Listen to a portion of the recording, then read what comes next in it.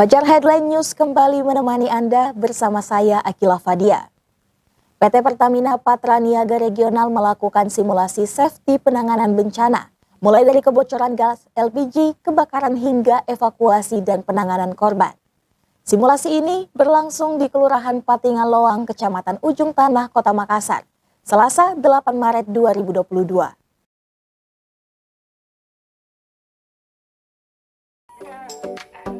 PT Pertamina Patra Niaga Regional Sulawesi terus memberikan edukasi keselamatan kepada masyarakat. Salah satunya dilakukan melalui program Kampung Safety. Edukasi Kampung Safety ini dilakukan di Kelurahan Patingaloang, Kecamatan Ujung Tanah, Kota Makassar pada Selasa 8 Maret 2022 dengan melibatkan warga setempat dan stakeholder terkait. Edukasi ini diawali dengan pemberian materi terkait langkah dan tindakan yang perlu dilakukan saat menghadapi masalah genting seperti kebocoran tabung gas sampai dengan kebakaran.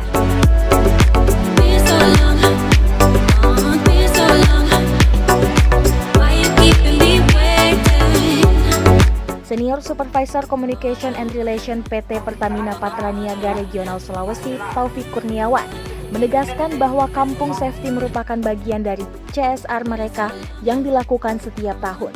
Tujuannya agar masyarakat lebih siaga dan tidak panik terhadap tindakan yang harus dilakukan saat menghadapi situasi genting, sehingga unsur keselamatan juga bisa lebih dimaksimalkan. Kita mempunyai program CSR namanya Kampung Safety.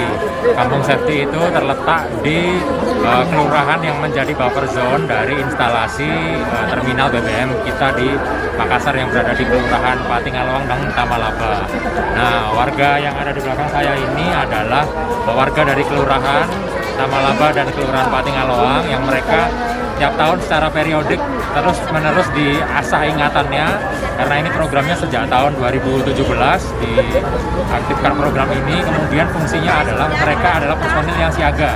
Sewaktu-waktu terjadi keadaan bencana, apalagi kebakaran, itu mereka adalah personil yang siaga menerapkan prosedur-prosedur dan tata kelola koordinasi untuk penanganan kegiatan darurat. Hari ini kita adakan pelatihan mulai dari bagaimana menangani api kecil, kemudian menangani korban yang luka, sampai dengan simulasi kebakaran di tempat keramaian. Harapannya ini bisa menjadi pengingat ketika di kemudian hari terjadi keadaan yang real, pola-pola koordinasinya ini sudah bisa diterapkan sedemikian rupa. Nah, harapannya nanti seluruh tim yang terkait, damkar dan juga petugas safety man bisa langsung melaksanakan kegiatan yang sudah seperti apa yang dilatih pada hari ini. Manfaat dari kegiatan ini minimal tingkat kepanikan masyarakat saat menghadapi bencana kebakaran maupun kebocoran gas bisa berkurang karena sudah mendapatkan ilmunya.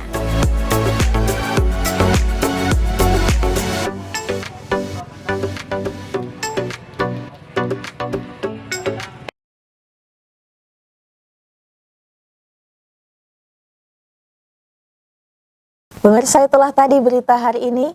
Jangan lupa like, komen, dan share video ini sebanyak-banyaknya dan subscribe channel YouTube Harian Fajar Official untuk melihat info menarik lainnya. Terima kasih, sampai jumpa dan selamat beraktivitas.